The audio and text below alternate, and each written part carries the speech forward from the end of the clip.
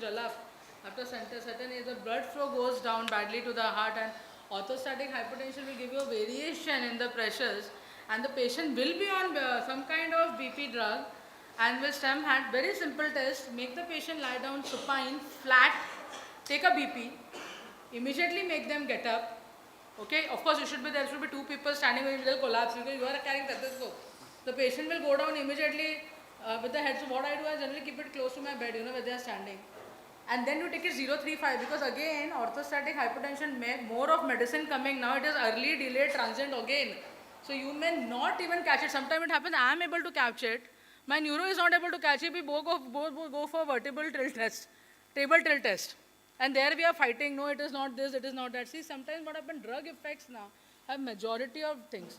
One of the examples I will cite that the patient was on divalproex, was put on divalproex. Now, some kind of drug activities must have happened and the patient was having this presentation. There was a systolic change of 20 when, say, from lying down. So basically, there has a fall when the patient stands. So systolic, which was 130/90, became 110 on standing.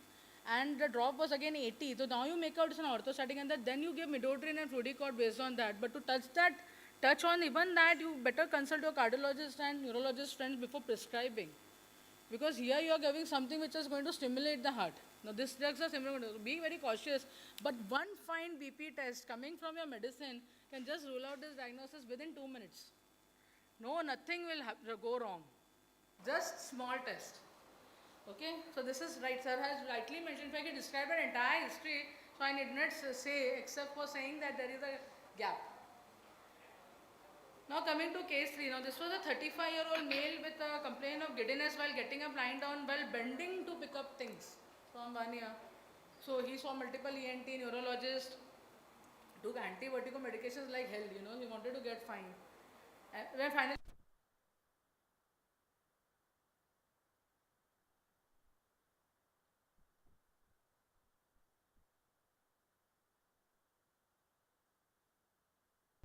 the dosage was very high. We wanted a vertigo-free assessment period that is going to be 48 hours when all the vertigo drugs have stopped.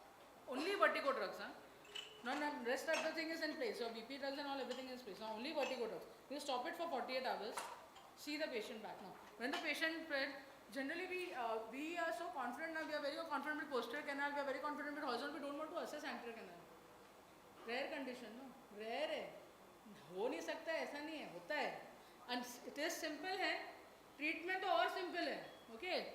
So there was a downward torsion, basically right anterior canal BPPV, got immediately treated with Yakovinos maneuver. But the patient never had anything, but my psychiatrist friend was so good that she could analyze कि ये तो positional का history classical दे रहा है, कहाँ से मेरे पास आ गया? Then after the assessment, it was clear, and Yakovinos के बाद he was free. Of course, we gave him rehab for some days because of the loss, but not more. It was only 3 weeks or something. This particular case I have taken from my neurologist. I have a team in Mumbai. We refer the case if we feel like we require like that. So this was presented by my neuro friend. So I have taken this for you all. So this was a young boy, 20 years, with brief attacks of vertigo, and the GP gave combo. The patient went for this picnic and had a difficulty in walking. The picnic got over very fast because he developed imbalance. So when they assessed, they got a bilateral gaze evo nystagmus. Bilateral now. This was very clear this was going to be a central cause.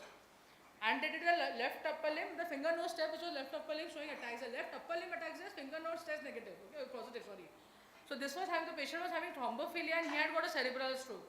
Now see, now this can be a congenital condition, we don't know. Or it got developed a certain stage and he developed this, and there was a floccular nodule. This part, if I am able to use the arrow. So this particular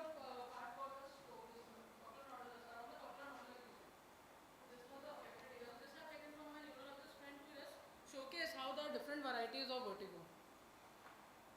Now before I finish, I have 2 more cases to tell you all. I'll tell you very, very orally now. There was a female who came to me, she was 52-year-old age. She came to me and she had gone to multiple specialty, came to me, presented in front of me. So whenever I used to check her, she used to vomit. Whenever I am taking her diet, even if she's sitting, she's feeling like vomiting, pukish feeling. Now, to my suspected, we stopped all the drugs. We were suspecting, high suspecting of migraine. I asked my neuro friend to also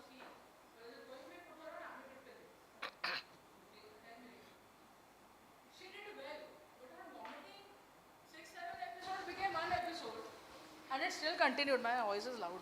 Okay. So it still continued, you know. So after this continuity also, I was of the dilemma ki where is it going? She went to a gastro. Very smartly, he again wrote what? Prochlorperazine. Now this was not the answer I was expecting. I wanted an endoscopic basically reading. Now while doing the endoscopic reading, the another gastro, he found some changes of erosive gastritis in the stomach. And that patient ultimately went for an H. pyloric test, and that turned out to be the positive. Because my question was, when the vertigo stopped, why the vomiting is not stopping? Remember, the zone is same. The zone is same. The chemoreceptor trigger zone of vomiting is same. It gets triggered because of multiple conditions. पेट खराब हुआ, चक्कर आ गया, बुखार ज़्यादा हो गया, dehydrate हो गया, तो भी वही zone open होने वाला है. There is no third, fourth zone is going to open. So sometimes systemic illnesses can be one of the causes, leading causes. So this was H. pylori positive. Ultimately, after the 3-4 antibiotic regimen, she was settled down. Okay. Now one more I want to give based on sir, the initial discussion we had this. So there was a 72-year-old male based on the cholestoma discussion that we were having, that question, you know.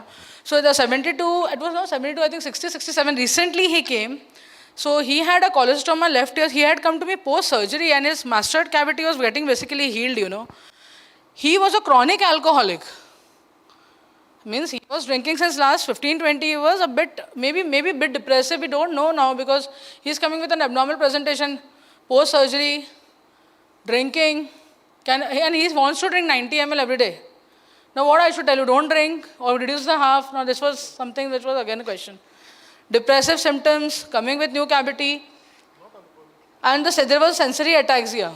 So now what happened, now it was clear indication that I was of the impression that the surgery must have been gone well because of the surgeon must have done well, good job. But the cavity also requires 6 weeks of healing, na? And the cholestoma has just come out, which was also lying down from last 10 years. The cholestoma doesn't develop in one day, right? It does 7, 8 years must have happened to develop and to give the symptoms. So now what happened, when the cholestoma came out, there was again a new layer which was added up. And when my neuro friend saw, he saw some reduced reflexes in his deep and superficial reflexes, which he suspected as an ethanol toxicity. And we all know there is something known as light cupula syndrome also in the ear, which works on the alcohol density. You know, density of your endolymph will also change based on the alcohol intake you take.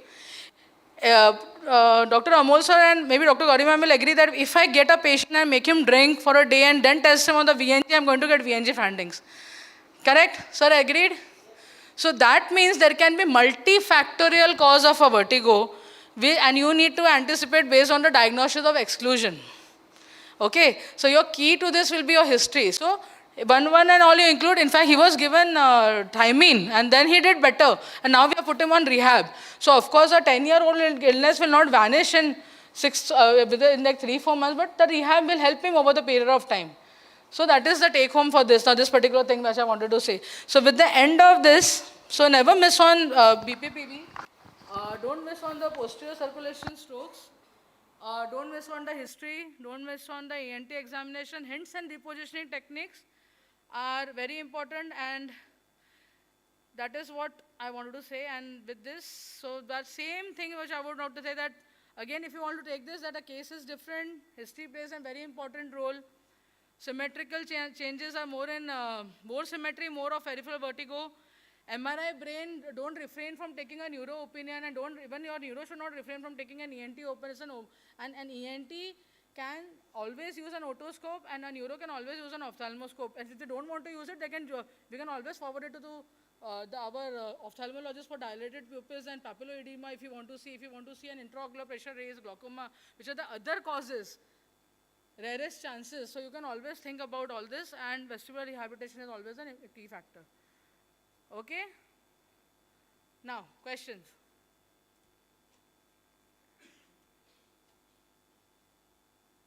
If you have any questions, please let me know. So now only 2 slides are left of mine, BPPV and vestibular rehab. We take a 5-10 minutes break and we start with it. Where is Arpana? We'll want to put a table now for demo. You can put a table. We'll take a video play as a PA play. You can play from there. So we'll just prepare for our BPPV canality positioning.